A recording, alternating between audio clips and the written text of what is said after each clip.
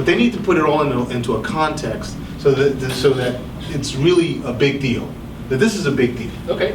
Yeah. It all ties into the independent film world. Well, first, I'm Tom Seymour, and this is Tim Kulig, who helped produce and also composed all the score for it. Oh, good So that stuff. great sort of John Carpenter type stuff, that was all Tim. Yeah. And in the audience, I also have Stephanie Perez, who she's produced and also showed off that Disney movie, if you remember that. That's right. And I have to thank Ken Powell, co-director and co-host of New York Cine, but he couldn't be here. So the radio show we've been doing for about 3 years out of Queens, New York. And when we started doing it, it was just podcast form, and it wasn't popular for a good maybe 2.5 years. We were just really stubborn about it, and we get 100 people a week, and then after 2.5 years, it just ramped up. The third year, we were doing really well. At one point, we were getting 25,000 listeners a month. And so it ebbs and flows, but now we'll get about between 15,000 and 20,000, and you can get it on Stitcher Radio and iTunes. There's video elements to it, and it's really just talking about films we love. We have cool guests. I think we sought you out because I had seen that doc, and I was like, I love this doc. Docs like Journey to Planet X and American Movie, if you've ever seen that. Mm-hmm. I love those things. So it's been great. So when I finished the doc and I knew about the Miami Film Festival, I was like, I gotta enter this. Hopefully I can get in, and you guys were gracious enough to play it. So I really appreciate that. So as far as the film, we shot from 2012 through 2014.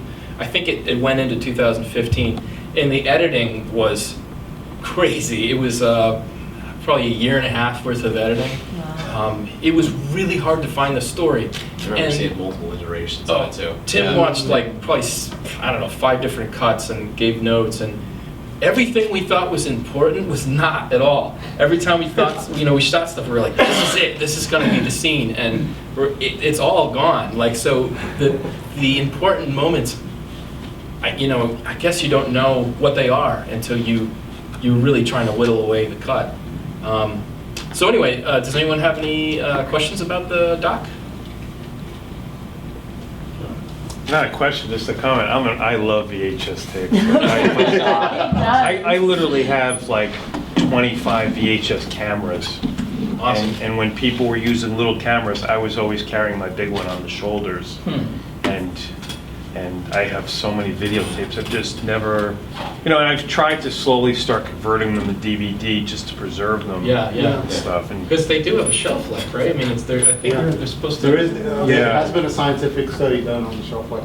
I had a VHS of War of the Worlds, the 53 version, that I took in perhaps 1980. And it lasted past the year 2000. Wow. But it started getting, I tried it afterwards, probably later in the 2000s, and it was pretty well shot. Yeah, well, I know that Yale University is actually preserving, I think, close to 25,000 VHS tapes because they're actually worried about this idea that content's gone forever. It just never will make the digital leap, it will just be gone. Sorry, you had a question? You said that you started out going in one direction and you ended up somewhere else. First off, congratulations, it's a great movie. And for me, the most touching moment was when you said that the store was closing down. You said, I'm really sad about that. I was like, oh, all right, that was so touching. But what did you start out, where did you want to go with this originally? And how far off is that from where you ended up? Originally, we were looking into, it was always going to be a bit about the decline of physical media, but we were looking into trying to purchase a film property. So all the stuff you saw was, that was from the very beginning, like Night of the Cake Fighters and all that stuff. But when we were hunting, we were going to try to see if we could find a cheap film to buy the rights to, and maybe do like Alamo Drafthouse style and re-release it. Okay. And what we found is it was incredibly difficult. So the actual like contest where we play all the videotapes, that actually came in after.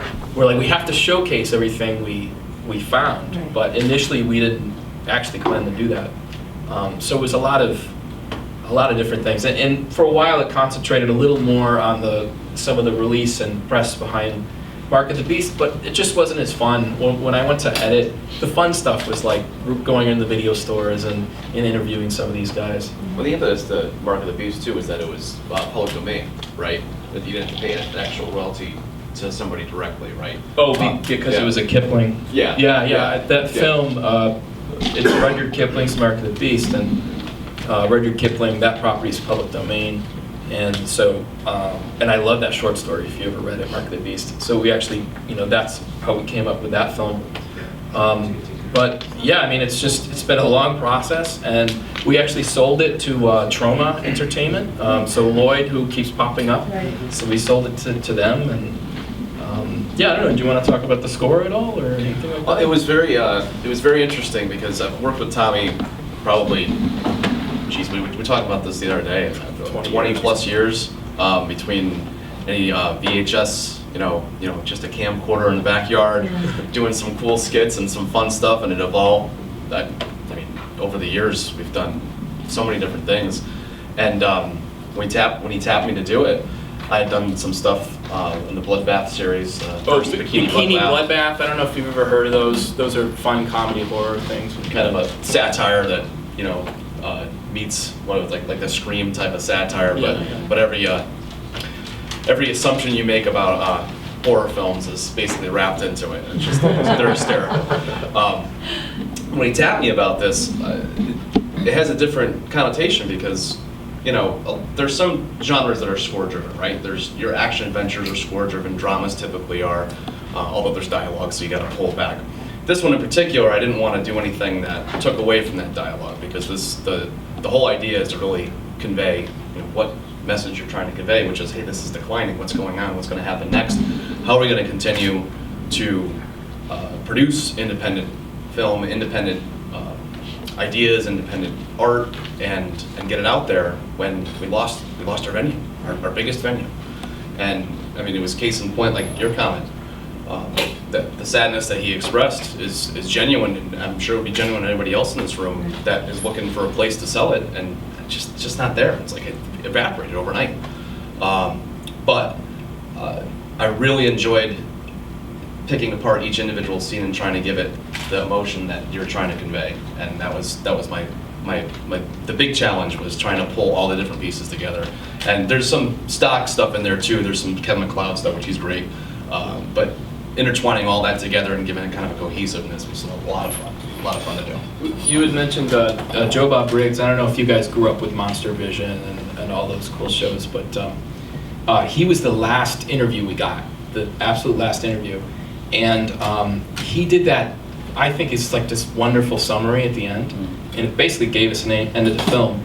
And when I was definitely sad about declining video stores, he actually kind of gave me this hope. It was just like, you just got to roll with it. There's always going to be a new venue. There's tons of new venues. There's a new thing called VHX. That's for indies. You put your movie on there. You can get it through your TV, and you get all the royalties. Except for maybe a small percentage. So there's always great new venues. But Have you been to the store Amoeba in Los Angeles? I know of it, and I didn't go, but it's famous. Blow your mind. They actually carry some of the other films they did. So they're one of the few stores that carry it. I talked Matthew into going there with me a couple weeks ago in Los Angeles, because again, I'm an old nostalgia guy with this stuff, and I just like, everything. I said, I've never seen anything like this. Millions of videotapes. That's It's unbelievable. And then I wanted to buy 8 tracks for an old car I have. And he's like, what are you doing? Well, some of them, I think some of them are going to really have some value, I think a lot of the horror ones, I think, are fairly valuable, So that's all I got. If there's no other questions, That's great. thanks.